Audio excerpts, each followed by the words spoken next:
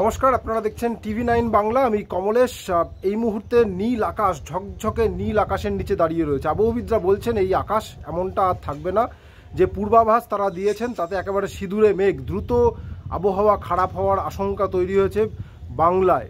আবহাওয়ার পূর্বাভাস এই মুহূর্তে যে নিম্নচাপ বঙ্গোপসাগরে রয়েছে সেই নিম্নচাপ শক্তি বাড়িয়ে গভীর নিম্নচাপে পরিণত হয়েছে। আগামীকালের মধ্যে এই ডিপ্রেশন আরও শক্তি বাড়িয়ে ঘূর্ণিঝড়ে পরিণত হবে এবং তারপরে এটা আরও শক্তি বাড়িয়ে তীব্র ঘূর্ণিঝড়ে পরিণত হয়ে রবিবার মধ্যরাতে বাংলাদেশ উপকূলের কাছে চলে আসবে এবং পশ্চিমবঙ্গের সাগর আইল্যান্ড, সাগর দ্বীপ এবং বাংলাদেশের খেপুপাড়ার মাঝখানে ল্যান্ডফল অর্থাৎ আছড়ে পড়বে তীব্র ঘূর্ণিঝড় রেমাল।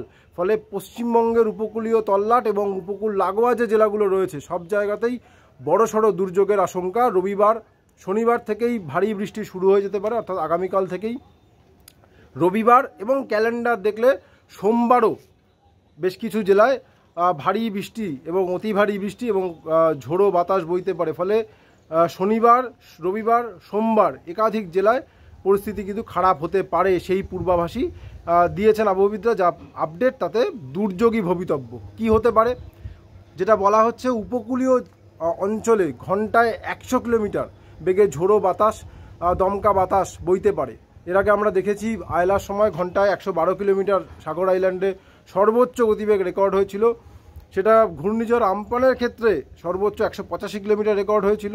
ইয়াসের ক্ষেত্রে উড়িষ্যায় যখন আছড়ে পড়লো তখন সেটা ঘন্টায় 155 আশপাশে, 155 কিলোমিটার পার আওয়ার এর আশপাশে ছিল। সেই তুলনায় এই ক্ষেত্রে ওই আয়লার মতোই হয়তো ঝড় উঠবে।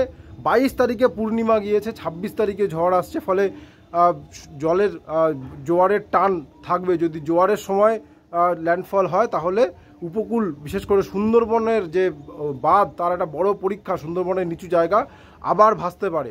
কলকাতায় এবং কলকাতা লাগোয়া জেলাগুলোতে ঘন্টায় সর্বোচ্চ 80 কিলোমিটার বেগে ঝোড়ো বাতাস বইতে পারে। আবহবিদরা ঘূর্ণিঝড়ের যে গতিপথ, যে ম্যাপ দিয়েছেন, এটা ভালো করে দেখলে বুঝতে পারবেন যে পশ্চিমবঙ্গের বাংলাদেশ লাগোয়া যে জেলাগুলো, বিশেষ করে দক্ষিণ 24 পরগনা, উত্তর 24 পরগনা, এদিকে যদি কলকাতা, হাওড়া, হুগলি ধরি, ওদিকে নদিয়া, এই জেলাগুলোতে প্রবল দুর্যোগ অপেক্ষা করে আছে। কারণ একদম বাংলাদেশের যে সীমান্ত বরাবর সেই ঘূর্ণিঝড় এগিয়ে যেতে পারে এরকম একটা পূর্বাভাস রয়েছে। ফলে এই জেলাগুলোতে ব্যাপক তার দাপট পড়বে এবং জেলায় জেলায় ভারী থেকে অতি ভারী বৃষ্টি, অর্থাৎ 24 ঘন্টার মধ্যে 200 মিলিমিটার পর্যন্ত বৃষ্টিপাতের একটা আশঙ্কাও রয়েছে। সমুদ্র উত্তাল থাকবে, সেই কারণে নিচু এলাকাগুলো থেকে লোক সরানোর প্রক্রিয়া নিশ্চয়ই প্রশাসন শুরু করবে। ইতিমধ্যেই মাইকিং শুরু হয়েছে, মানুষকে সতর্ক করা হচ্ছে। ফলে সাইক্লোন শেল্টারে মানুষজনকে তুলে নিয়ে যাওয়ার প্রক্রিয়া শুরু করতে হবে, নাহলে একটা আশঙ্কার জায়গা থাকছে। 2021 সালে 3 বছর আগে ঘূর্ণিঝড় ইয়াস 26শে মে আছড়ে পড়েছিল। আবারও একটা 26শে মে আবার ঘূর্ণিঝড়ের বিপদ। তবে এক্ষেত্রে দিনের বেলা নয়, ঘূর্ণিঝড় আসছে রাতে।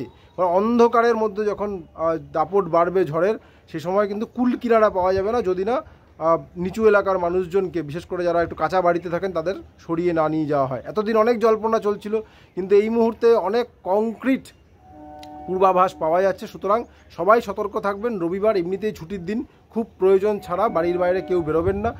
যারা উপকূলে রয়েছেন, খুব নিচু জায়গায় রয়েছেন, প্রশাসন যেরকম ব্যবস্থা করছে আপনারা অবশ্যই সাইক্লোন শেল্টারে সরে যাবেন। বজ্রবিদ্যুৎ সহ বৃষ্টিপাত শুরু হয়ে যেতে পারে যে কোনো সময়।